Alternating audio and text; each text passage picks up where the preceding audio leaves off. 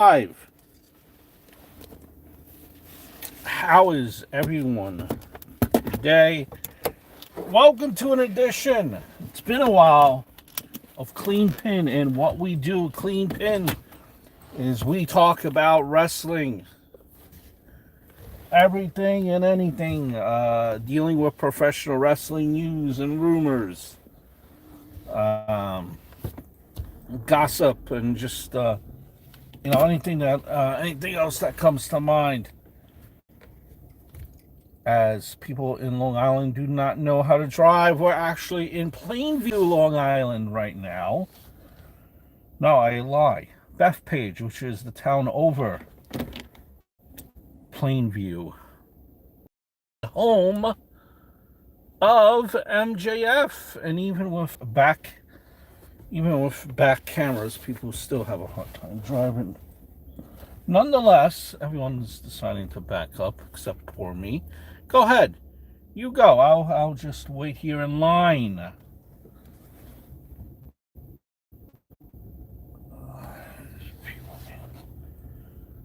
Truly a thing of beauty with people.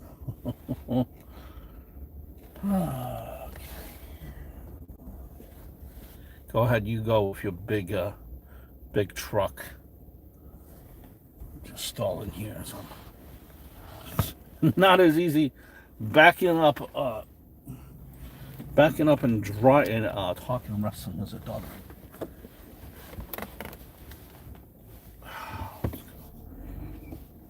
All right, let's go. There we go.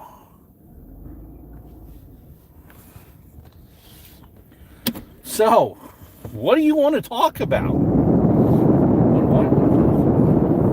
What that for a catchphrase would stick. Cody Rhodes has been using a catchphrase that's been sticking. And a couple of things I want to speak about Cody Rhodes as well, which I will get to. But I begin that way. In regards to Cody Rhodes, his promo with Paul Heyman from last week ago about Dusty Rhodes joining ECW, about how Paul Heyman pretty much lent his family a hand by offering him a program in ECW. And Cody Rhodes said in his promo last week that lit a fire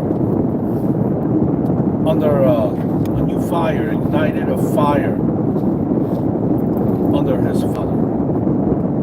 Kind of got his father his second life, his second wind.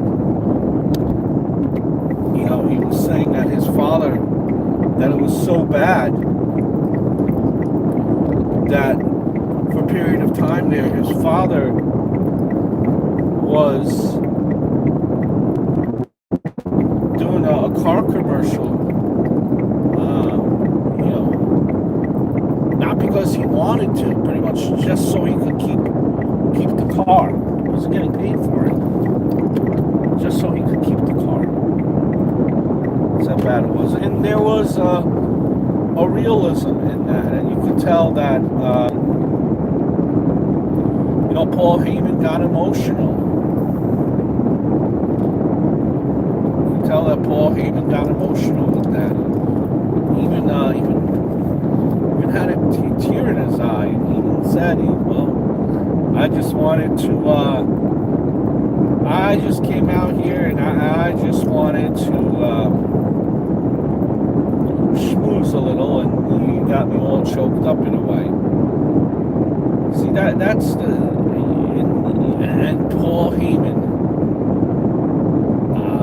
and Cody did. It was a good job by Cody delivering that line and going back and forth with Paul Heyman. Paul Heyman just as greatly returned the favor.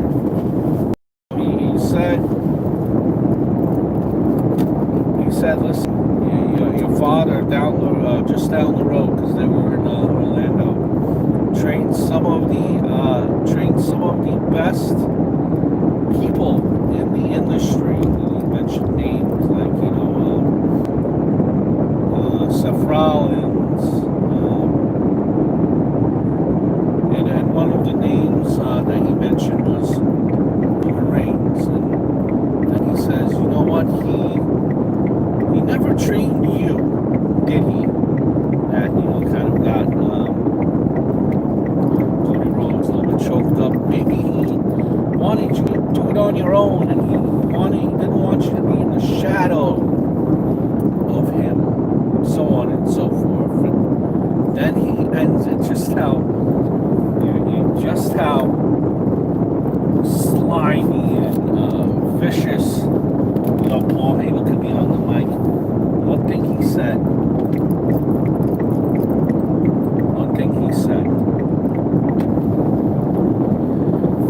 is he also said that he wished that Roman Reigns was his son. He never had. It's like, wow.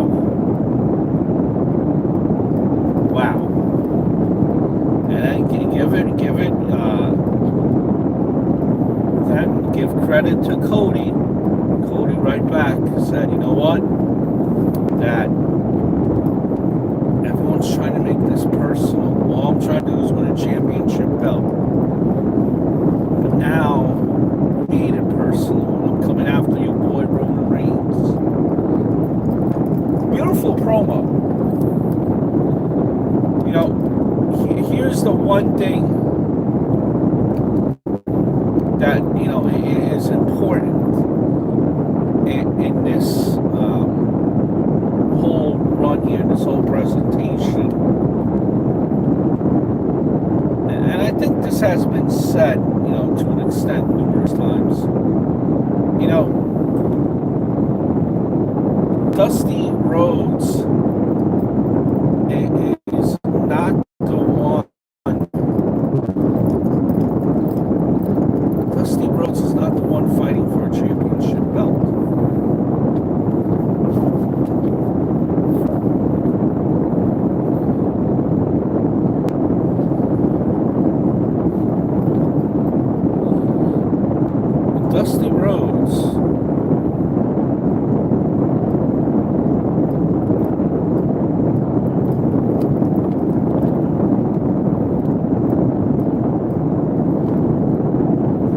Dusty Rhodes remember, is not the one fighting for a championship belt here.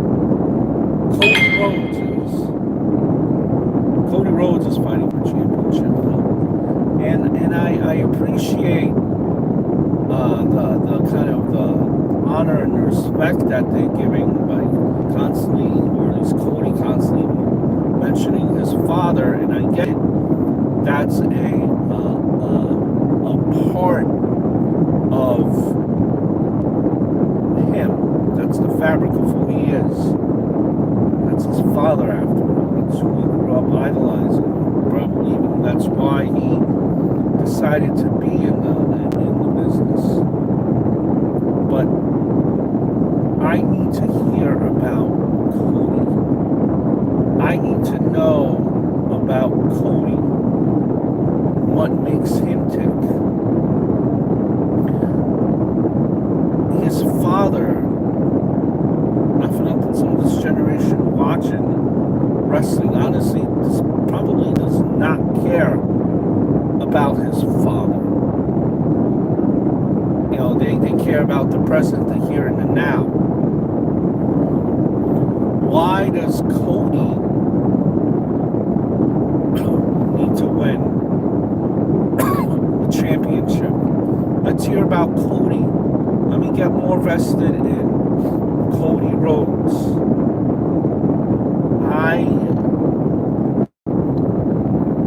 I'm an old school wrestling fan. I can appreciate Dusty Rhodes. I appreciate Dusty Rhodes. Look back at all the ECW tapes, the NWA tapes, the WCW tapes, the NXT testimony. But he's no longer with us. And yo, listen, Cody is acting and is the part.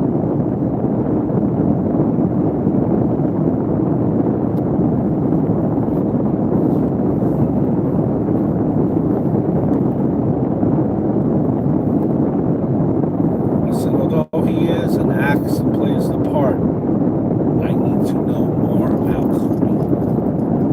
And less about Dusty, because obviously you could sprinkle Dusty in, more about Cody, less about Dusty. I want to be vested in Cody, not Dusty Rhodes. Another promo that kind of had me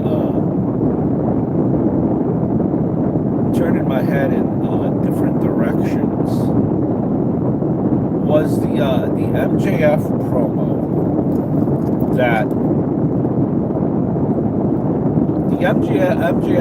that he did basically in the locker room there, and talking about how he had to an extent I think he had like unpaid tickets, and he was driving the car, and he got in a wreck, and he switched him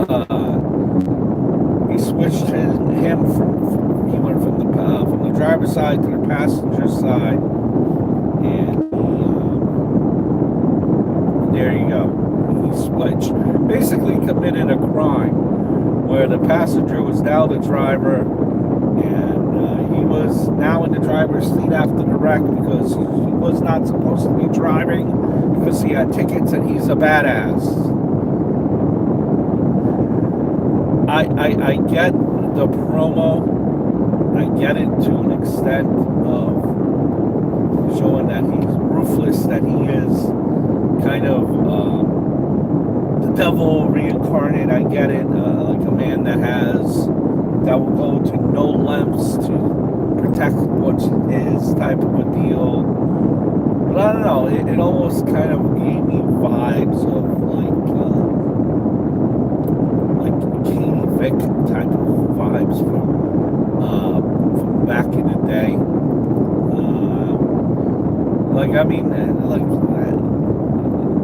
It's almost like a pro. like he did he just graduate high school, college, or or high school? Why are we talking about when he's in high school driving around with a girl on a Friday night out there in Plainview? It just seemed a little wacky. I mean, but I get the premise of it. To me, the promo just seemed a little wacky and a little far-fetched. Like, okay, MJF, how long ago was this? Are we supposed to believe that this was recent? This ever happened? I don't know. It just there was a little disconnect with me in the promo. But who am I to say? I guess the promo worked, because apparently there was a whole bunch of people that called Nassau County Police, which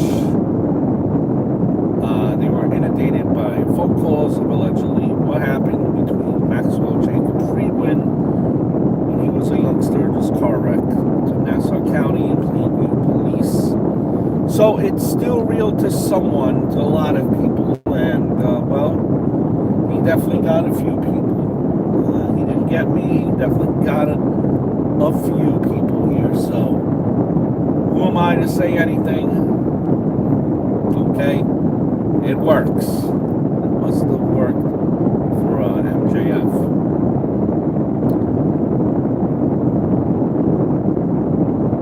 Just going back again to just a quickly with Cody and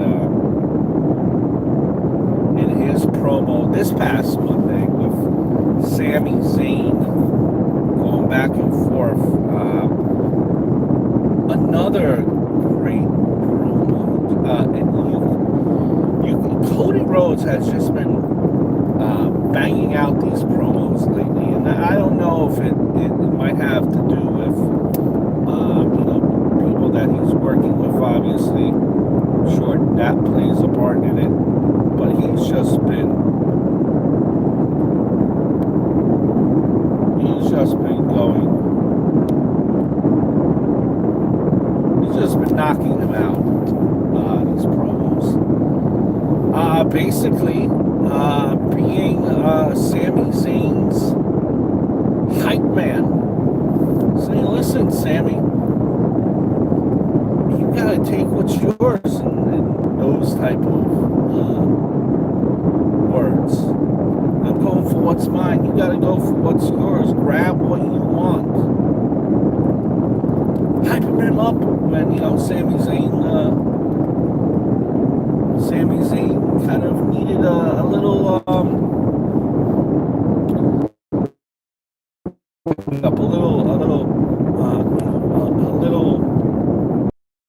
pep in the step, so to speak. And there was Cody Rhodes. Good promo. Cheering up Sami Zayn, where Sami Zayn is like, you know what? I'm gonna do this. We could expect going into this pay-per-view. We will know definitely the Elimination Chamber pay-per-view that Roman Reigns is definitely going to get his behind kicked around a few times. It's Montreal. Sami Zayn is from Montreal. And it's going to be close. They're going to play it up to where it's going to be close. But we know where it's going. And I think Roman Reigns will squeak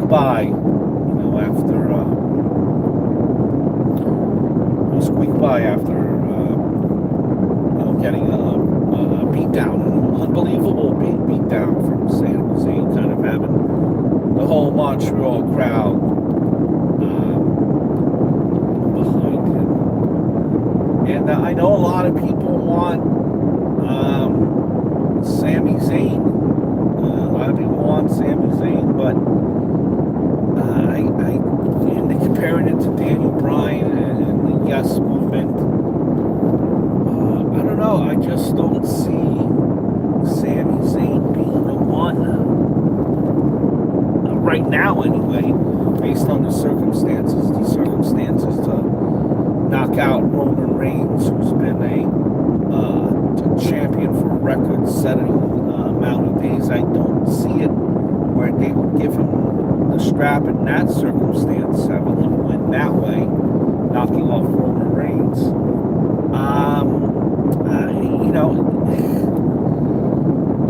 And I don't think the WWE ever expected that it would go this far as it has. I think the Bloodline storyline has been played damn good, but I just don't think that they ever expected it to go this far. I think all along the vision was, Cody Rhodes to take over the championship. Now, granted, again, like I said, I see the best one to knock off Roman Reigns. The storyline is there with Cody Rhodes. The history is there. I think it's a little bit stronger than the Sami Zayn storyline, bloodline. Cody Rhodes is a little bit more. It's a little bit more of the tearjerker type of a storyline to knock off Roman Reigns. That's why I just don't see it. Do I see Sami Zayn being a champion? Yeah. But not see him just winning the belt, knocking off Roman Reigns after a record-setting reign. I just don't envision the WWE going that route. I could see him getting the championship somehow for a short reign.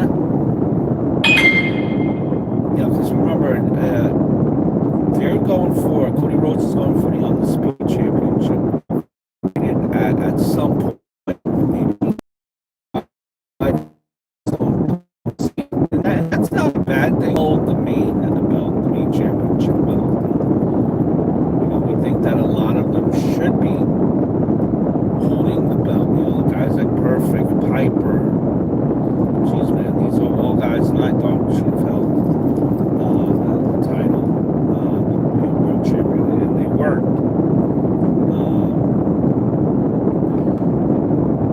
So, I just don't see it. But I can see it being down the line, of course, having a reign. We're going to have Sami Zayn, multi-time champion. But I think what's going to present itself at the end of that pay-per-view, and I'll do a separate video of predictions and all that, of Elimination Chamber. As you can see, I think we're going to see Kevin Owens. We haven't seen him in 2 or 3 weeks already at this point. Kevin Owens, I'm sure, will be there in Montreal. He's going to make an appearance. I think that will kind of segue into the new storyline where I think it's going to go Kevin Owens and Sami Zayn versus the Usos. And you need to, I think you're going to see also an appearance of Cody Rhodes there. Maybe do a stare down of Roman Reigns, kind of draw and kind of bring everything together and begin this chapter of that story. Now listen, WWE has been very cautious. They know what the fans want. Sometimes what the fans want is not all the time what they can get. So they've been very, very cautious, very aware. Notice how Cody Rhodes was giving props to Sami Zayn last week. So they don't want the storyline to be hijacked by the fans because they don't want Cody Rhodes. They want Sami Zayn. They want that Sami Zayn. So folks, not right now for Sami Zayn. Maybe down the road, but not right now for Sami Zayn. Speaking of not right now, or maybe let's kind of reel things back in, and I've been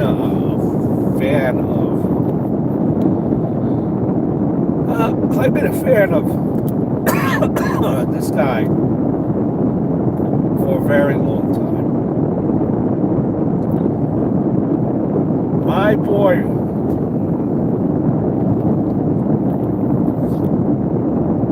Baron Corbin, man. Woof. Talk about having a streak of bad luck. Baron Corbin here.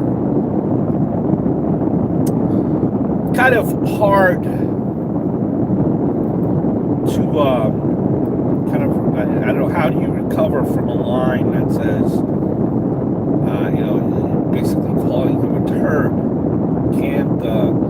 Can't shine a turd, right? What was that, the line that JBL used? Can't shine a turd. And they broke up that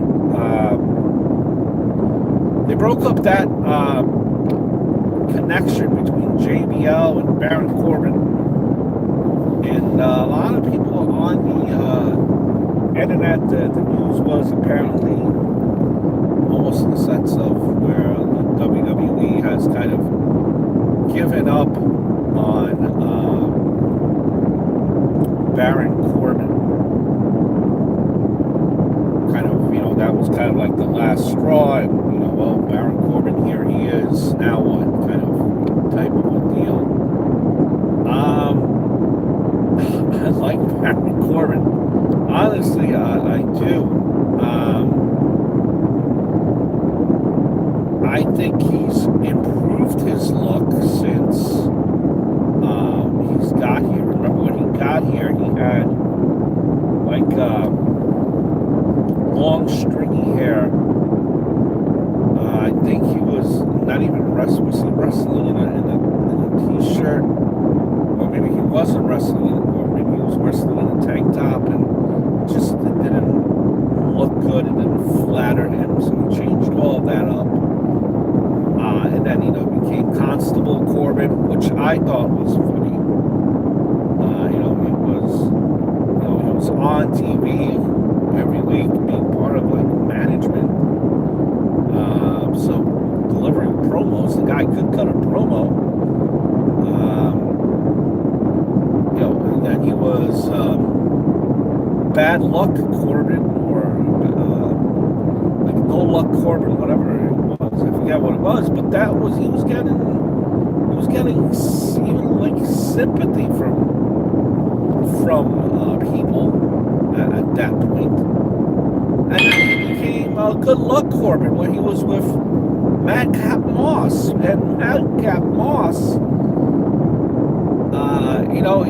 them two were tagging along, and they were, Madcap was cracking bad dad jokes, and there was Baron Corbin. A lot of people hated it, a lot of people booed it, but it was getting a reaction. I thought that was perfect. Happy Corbin. Happy won, his bad luck streak finished. It was Happy Corbin. He had his sidekick there, and then they broke it away. Has anyone seen what has Madcap been doing recently? Now I know you're going to tell me, well, he's the number one contender versus Gunther. All right, what has he been doing before that? Not much. I mean, that was that being with Baron Corbin was probably the best thing for Madcap, but they split them away kind of quickly, and then he's this wrestling god, which I don't know why he would. It's not really didn't fit the peg. Is that the word I'm looking for? It was more of a brawler. A wrestling god would be someone, I don't know, that you could use as, you think of a wrestling god, maybe a Dolph Ziggler or a Chad Gable. That's a wrestling god type of a deal. This Baron Corbin didn't do anything to be a wrestling god, and apparently it flopped. It flopped, and I don't get it. Why I don't see what he's doing wrong. To me, he's getting a reaction. And people are booing. Now, is it go away here? Indifference, just get out of the way. It's something, right? I just do not see the hate for Baron Corbin. He was the lone wolf, right? And at one point, too,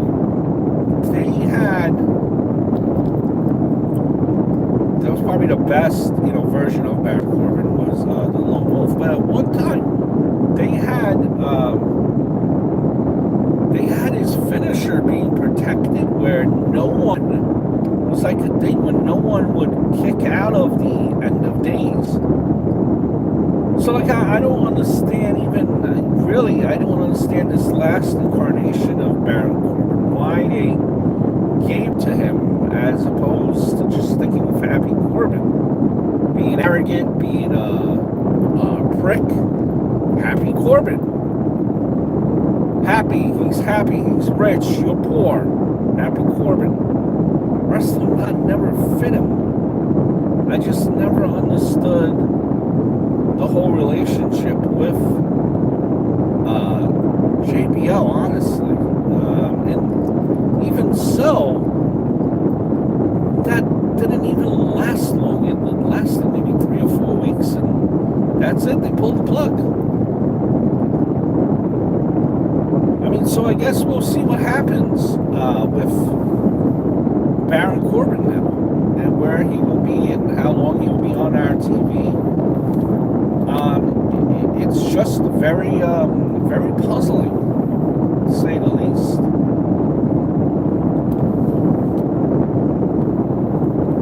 puzzling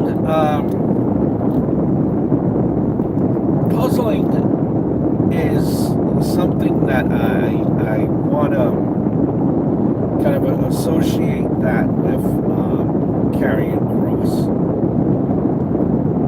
Now, but it's not just Karrion Kross. Jonah. You could use Gargano in there. Heck, even Dexter Lumis, who I'm a big fan of. I don't know if I play him. I have Dexter Lumis as my champ for the my online game there for WWE. But yeah, even Dexter Lumis. But in particular, Karrion Kross, he was in an interview. He was on an interview, and he said something to the extent of, if he had more time to showcase, and that it's hard to do all of that with so many wrestlers on a 2-hour showcase to kind of show what he could really do and show the Shakespeare-like storytelling that he could tell. He's basically saying that, he wishes he has had more time in Karrion Kross to really explain the storytelling. I don't know. I'm a big fan of Karrion Kross. He's, a guy that's from the New York area. I'm from the New York area as well. And it's just been really, not only Karrion Kross, but other wrestlers that I just mentioned, like Jonah, and Top Dollar, and Gargano. It's just been very flat, right? And and I get what Karrion Kross is saying, but it comes a point there where you gotta do what you gotta do. Everyone's in the same boat, right? Everyone's trying to accomplish a certain task and trying to get themselves over, right? If one person, one individual is able to do it, and they have no problem, you have to be able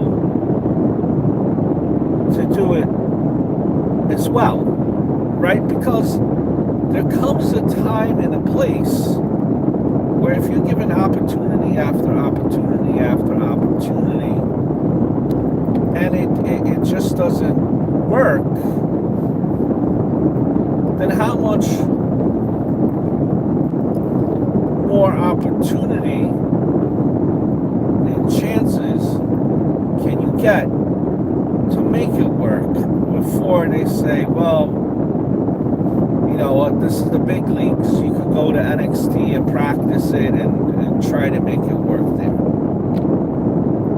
Now listen, the presentation that Karrion Kross has with Scarlett, with the entrance, with the whole TikTok, TikTok, it's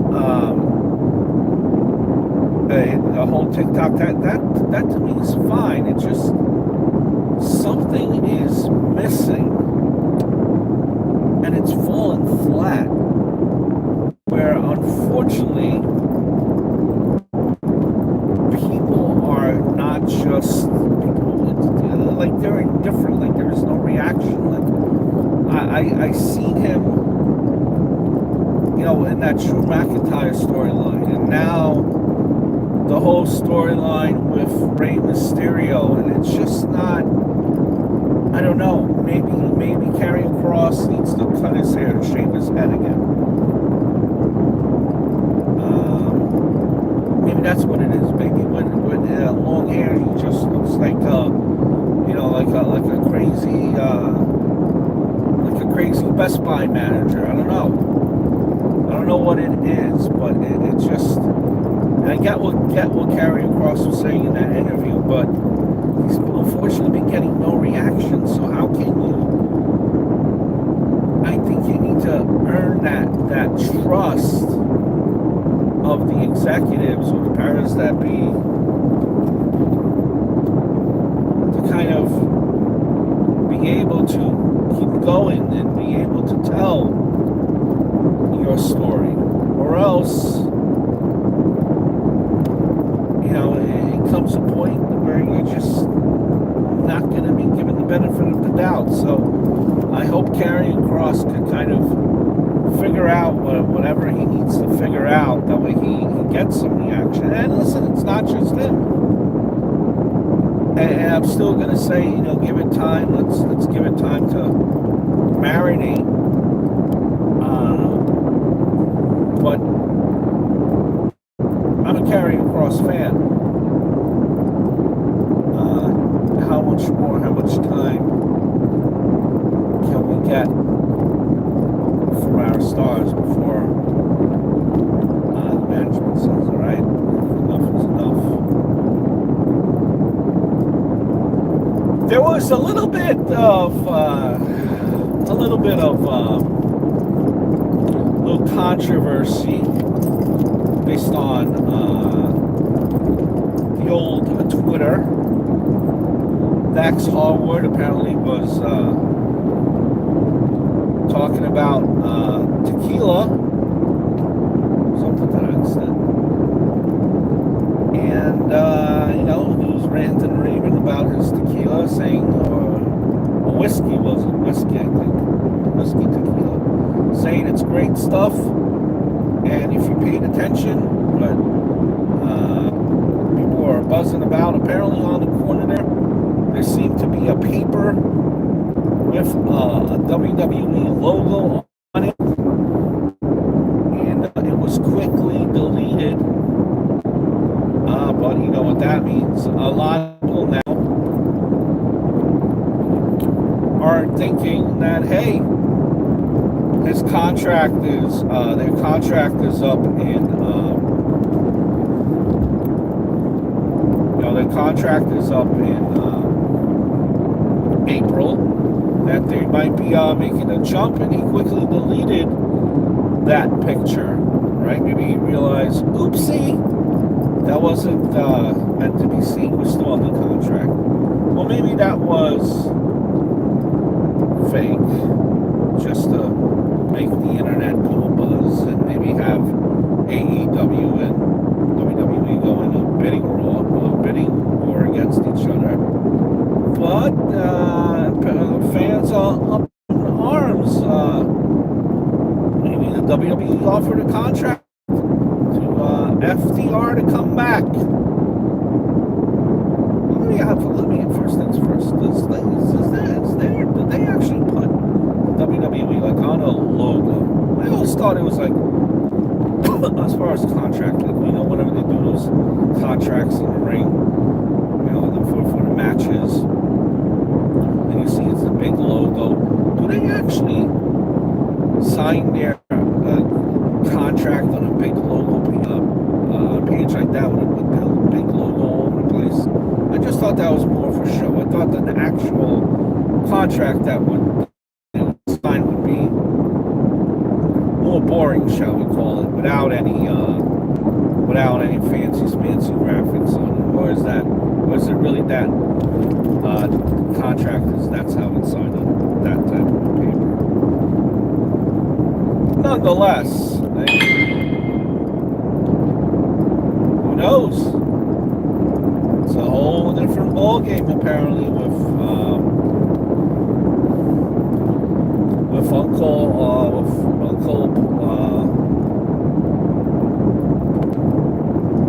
Uncle H there running the helm. Uncle H running the helm, and a lot of people are interested in coming back. That says a lot for Uncle H.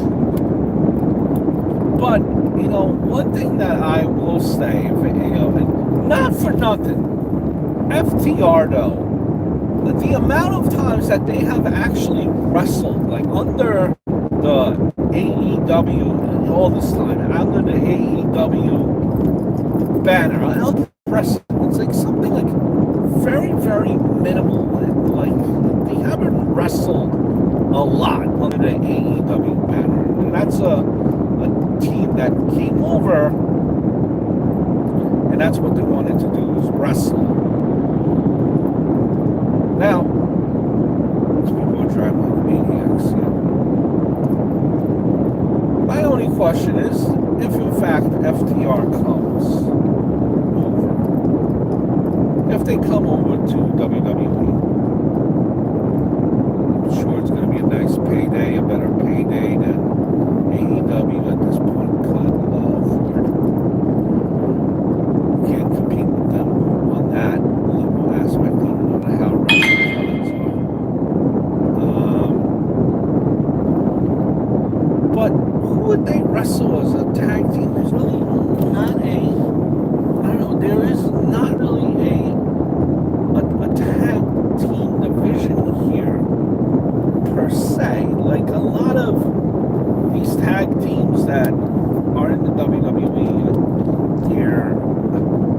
I don't know, they're usually involved in not all of them wrestle as a tag team week in and week out. Some of them are in singles competition. And it's not really featured per se as like main feuds.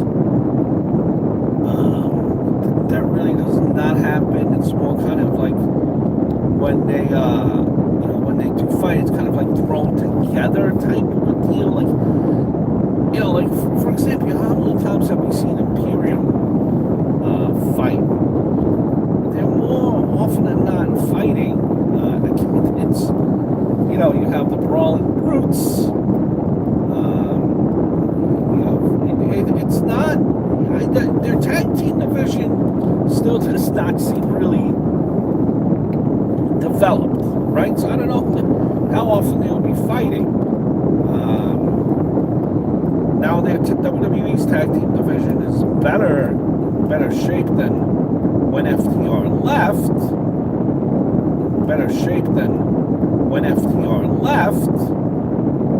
So I think, similar to Cody Rhodes, the red carpet will be once again thrown out for FTR, and I can see FTR versus the Usos, FTR versus the Good Brothers. But there's really not a lot of focus on tag team wrestling per se. So if they want focus on tag team wrestling, I do not know if they will get that here coming back.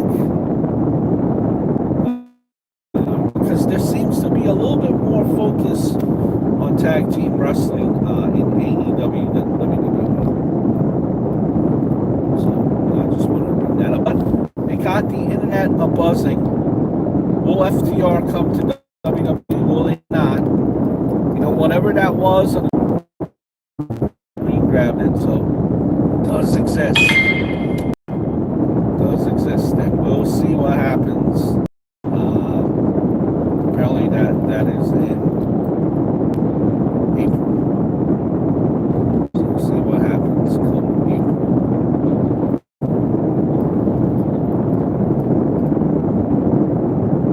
Now, and I feel a little bad for this. We kind of left Raw going in the direction where, and listen, I personally, I love the Alpha Academy. Okay, let that be known. I love the Alpha Academy. I love the whole presentation. I love the tree trunk Otis. I love Chad Gable, who's come a long way.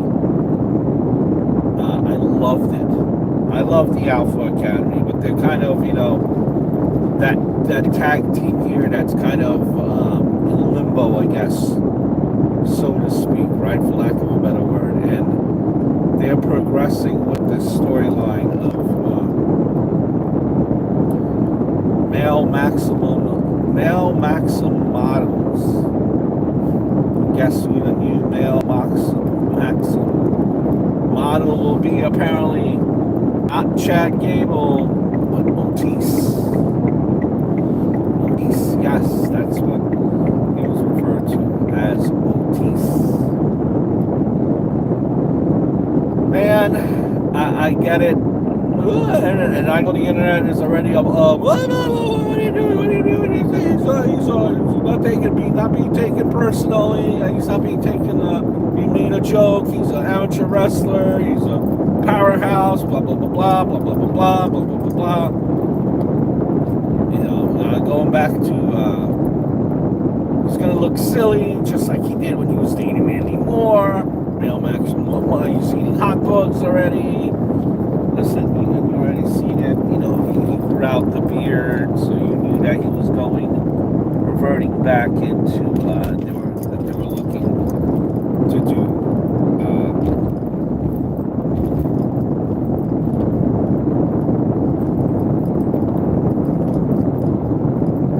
So you knew, listen, that when he started growing out his beard, that they were looking to do something new. It's part of the character development. What can you say? I mean, it's going to be. You have to develop the character. Keep on developing another layer of the character of Otis. That breakup is coming in. Listen, I'm sure it's going to be a comedy angle, obviously, with Otis and Male Maxim models. Listen, you gotta let things play out a bit, right? You can't take everything so seriously. Everything, you know, if everything was the same, and if every character or every professional athlete that you've seen, wrestler that you've seen, you know, was the same, then it would be boring and no one would watch. So this is a different angle, a different presentation of Otis. And that, listen,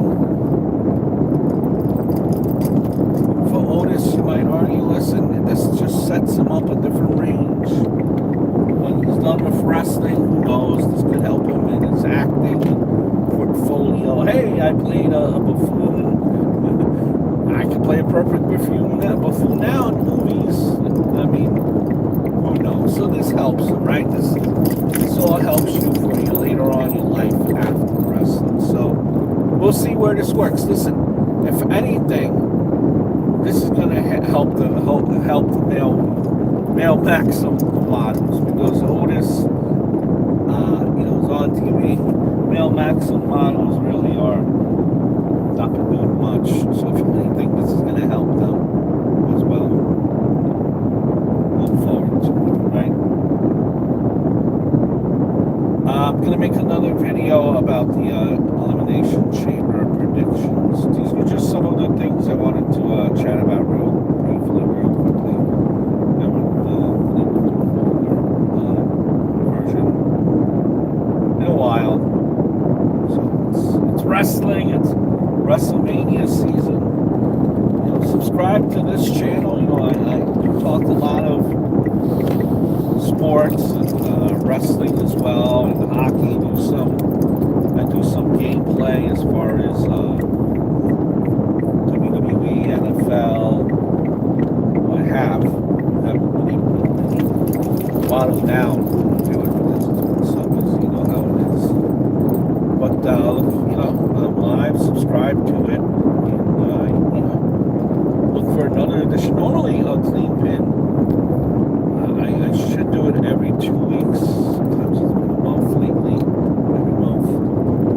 But I do wrestling videos here and there. I'm looking to pump this out on a regular basis going forward. So I hope all is well